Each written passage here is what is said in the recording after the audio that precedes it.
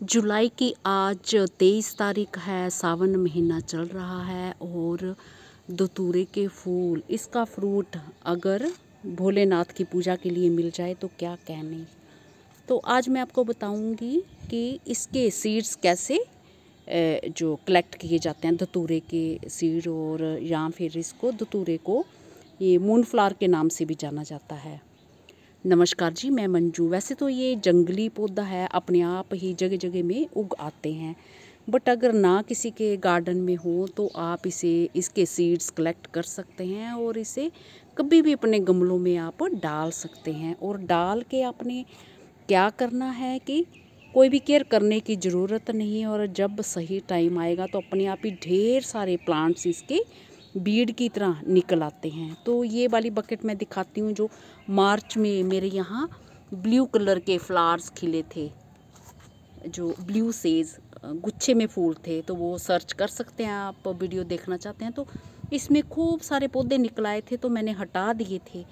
फिर ये एक कोई रह गया होगा और ये अपने आप ही उगाया, बड़ा हो गया, और उसके बाद इसमें अब खूब सारे फूल आना भी शुरू हुए हैं। ये इसका फ्रूट बन रहा है, और सूखने के बाद जब ये बिल्कुल ड्राई हो जाता है तो इसके अंदर ढेरों सीड्स भरे रहते हैं।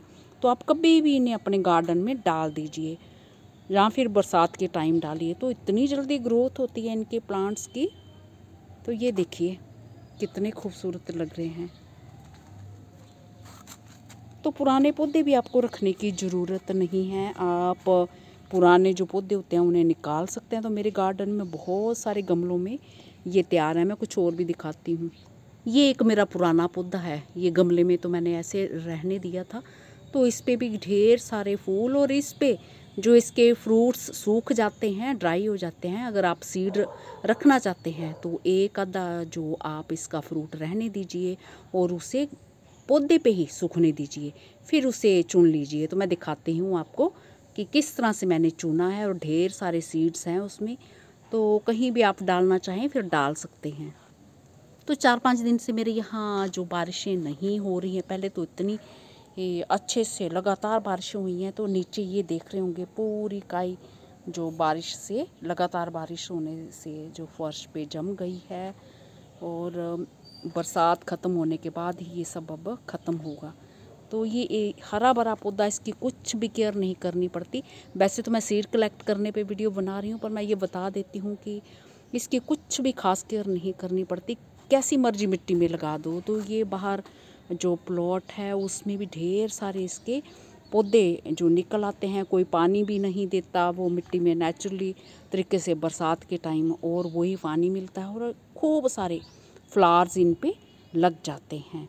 तो जब ये फूल हमारा जो ख़त्म हो जाता है, कुछ इस तरह से, ये इस तरह से सूख गया है, तो इसके बाद यहाँ पे फ्रूट बनना शुरू हो जाएगा हमारा।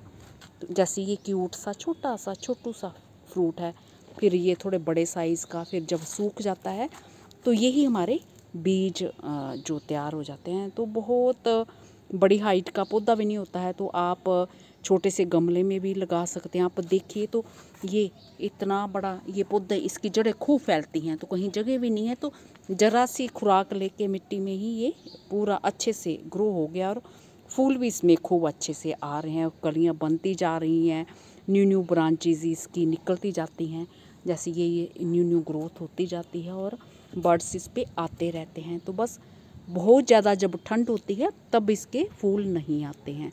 तो मैं नॉर्मली पानी जब उस पौधे को दे रही हूँ तो इसमें भी लग जा रहा है पानी, डल जा रहा है पानी।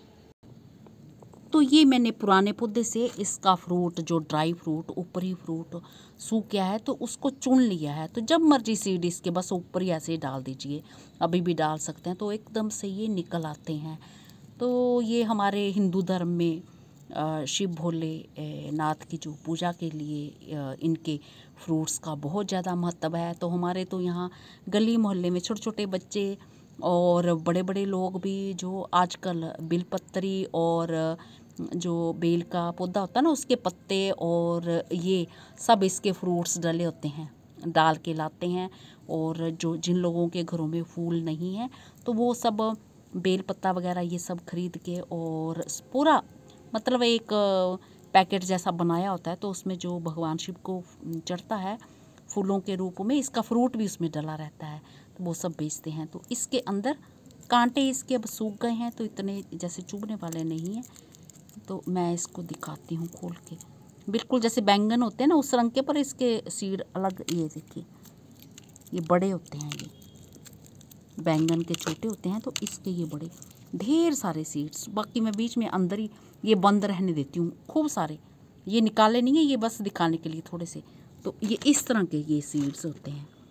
तो आप इन्हें चुन के कोई सूखी वाली जगह में रख लीजिए, जैसे कि आपके बाकी वाले पुराने सीड्स को ही रखते हैं। तो इसे पॉलीथीन बैग में बंद करके, जैसे जिप लॉक लगा होगा वो उसमें डाल दीजिए, नहीं तो दूसरा नॉर्मली जो आते हैं मार्केट में वो गांठ बांध दीजिए, तो उसमें रख दीजिए। जहाँ अभी जो सीड इसके खूब सारे पौधे लगे हैं, तो वहाँ से ले आइए पुराने पौधे से और अभी डाल सकते हैं। एक बार ही लगाएंगे, फिर कभी भी ये आपके गार्डन में ख़त्म नहीं होते हैं। ये हमेशा ही आपके गार्डन में इसके ये सीड्स, फूल भी बने रहेंगे और सीड्स भी आते रहेंगे, और जो प्लांट्स हैं वो बीड की तरह उगेंगे, आपको निकाल निकाल के फेंकने पड़ेंगे। तो पूजा पाठ में काम आने वाले इस पौधे को आप अपने घर में, जो शुभ पौधा पूजा पाठ के लिए ये माना जाता है, तो इसे ज़रूर ग्रो करें। और बस कहीं से भी सीड्स ले आइए। तो आपके आसपास कोई खाली प्लॉट लगा होगा, वहाँ भी ये खूब सारे पौधे लगे होंगे, वहाँ से कलेक्ट कर लीजिए। जहाँ कहीं पौधे लगे हैं तो पौधा ही लगा दीजिए, ईजिली ग्रो हो जाता है।